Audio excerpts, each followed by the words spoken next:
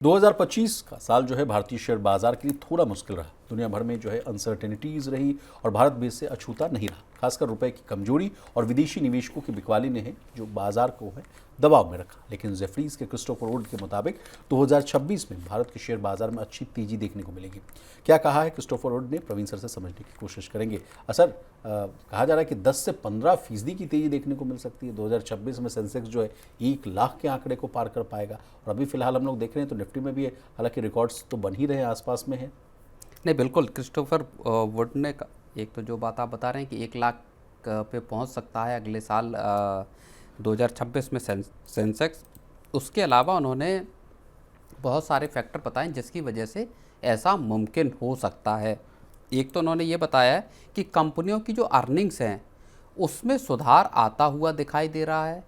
एक जो इकॉनमी में जो ब्याज दरों के एक नरम होने का जो रुझान इस साल की शुरुआत से स्टार्ट हुआ वो आगे भी जा सकता है और इसकी वजह से बाज़ार में पैसे की जो लिक्विडिटी की जो सिचुएशन है वो ठीक रह सकती है जी। तो इन सब की वजह से और ख़ास तौर पर एआई एक बड़ा फैक्टर है। इन सब फैक्टर्स को अगर आप मिला लेंगे तो मार्केट्स पे इसका बेहतर असर दिखाई दे सकता है और उस वजह से सेंसेक्स जो है वो 1 लाख के लेवल तक जा सकता है। जी, आपने एआई वाली बात छेड़ दी है सर। तो जेफरीज के जो क्रिस्टोफर वुड साहब हैं उन्होंने कहा कि 2025 में दुनिया भर में एआई यानी जो है आर्टिफिशियल इंटेलिजेंस सबसे बड़ा निवेश का ट्रेंड रहा है। अमेरिका में एआई से जुड़ी कंपनियों में जमकर पैसा लगा। ये बातें वो कहते हुए नजर आ रहे हैं। अमेरिका का बाजार ठीक रहा लेकिन बहुत तेज भी नहीं रहा। कोरिया, ताइवान और चीन जैसे देश भी एआई ट्रेंड में आगे रहे। अब लेकिन भारतीय बाजारों को लेकर उन्होंने कहा, अभी अगर आप देखेंगे भारत में बिल्कुल इसी महीने की बात है, दिसंबर में ही गूगल और माइक्रोसॉफ्ट दोनों ने लगभग $3.5 बिलियन का, अगर मैं गलत नहीं, $3.5 बिलियन के आसपास का इन्वेस्टमेंट इसका माइक्रोसॉफ्ट का और गूगल का इनका इन्वेस्टमेंट हुआ है। तो और अमेजॉन का भी इन्वेस्टमेंट है इतना। तो ये लगातार जितनी ग्लोबल कंपनियां हैं भारत में एआई डेटा सेंटर इस पर हैवी इन्वेस्टमेंट कर रही हैं। इसके जरिए बड़े पैमाने पर भारत में नौकरियां भी पैदा होने की उम्मीद है और इकोनॉमी को भी रफ्तार मिलने की उम्मीद है। विशाल, लेकिन एक चिंता वाली बात जो क्रिस्टोफर वुड साहब कह रहे हैं सर कि भारतीय शेयर बाजार को लेकर कि रुपए की जो कमजोरी है वो चिंताजनक बात है। और उन्होंने दूसरा पॉइंट ये रखा कि एफआईआईएस की बिकवाली। बिल्कुल ना, हाँ, ये एक मसला बहुत महत्वपूर्ण है कि अगर 89 जो क्रिस्टोफर वुड कह रहे हैं कि अगर 89 के लेवल के नीचे रुपया गिरता है जो कि अभी 91 को क्रॉस कर गया था गिर के, वो पूरे के पूरे मार्केट्स को अनसेटल कर सकता है, वहाँ पे वॉलेटिलिटी लेकर आ सकता है। तो रुपए को लेके एक चिंता जाहिर तौर पे एक जो रिस्क फैक्टर है वो बना हुआ। दूसरा एफआईआईस की बिकवाली और उसकी एक बड़ी वजह यह भी है कि अमेरिकन मार्केट जो है उन्होंने अच्छा परफॉर्म किया है। ख़ास तौर पर एआई के जो शेयर हैं वहाँ पे एक अच्छी तेज़ी लगातार दिखाई दी है। तो भारत से पैसा निकलकर फिर वो दूसरे मार्केट्स में गया है, ये एक चिंता की बात जरूर है। जी, उन्होंने कहा कि $100 प्रति डॉलर तक अगर चला गया रुपया तो वो भारत के लिए अच्छा संकेत नहीं होगा। लेकिन अब 2026 की बात कर लेते हैं सर। अब कुछ ही दिन बचे हुए हैं, क्रिसमस के हम लोग करीब हैं और 26 में कहा जा रहा है कि आर्थिक गतिविधियां जो हैं वो तेज हो सकती हैं। कहा जा रहा है कि कंपनियों की जो कमाई है यानी जिसको कि आप अर्निंग्स के नाम से जानते हैं उसमें सुधार देखने को मिल सकता है।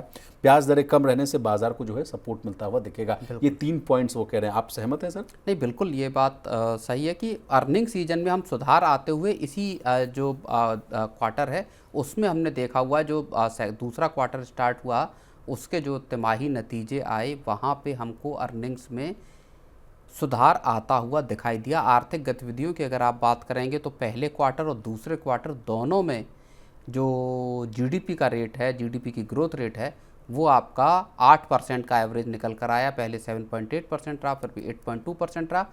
अगली 2 तिमाहियों में भी जीडीपी अगर अच्छी रहती है, क्योंकि सरकार का जिस तरह का पॉलिसी इंटरवेंशन रहा है तमाम मसलों पे, तो उसका असर फिर 2026 के कैलेंडर ईयर के तौर पर अगर हम जनवरी से देखें तो वहाँ पड़ सकता है। और उसके अलावा नए फिस्कल ईयर जब अप्रैल से शुरू होगा तो ये पूरे साल सरकार की जो पॉलिसी रिलेटेड जो डिसीजंस हैं वो इकोनॉमी को बूस्टर डोज के तौर पर काम करते हुए दिखाई देते हैं। चलिए सर आगे बढ़ते हैं और सोने और चांदी पर क्रिस्टोफर वुड साहब ने क्या बातें कही हैं इसको भी डिकोड करने की कोशिश करते हैं सर।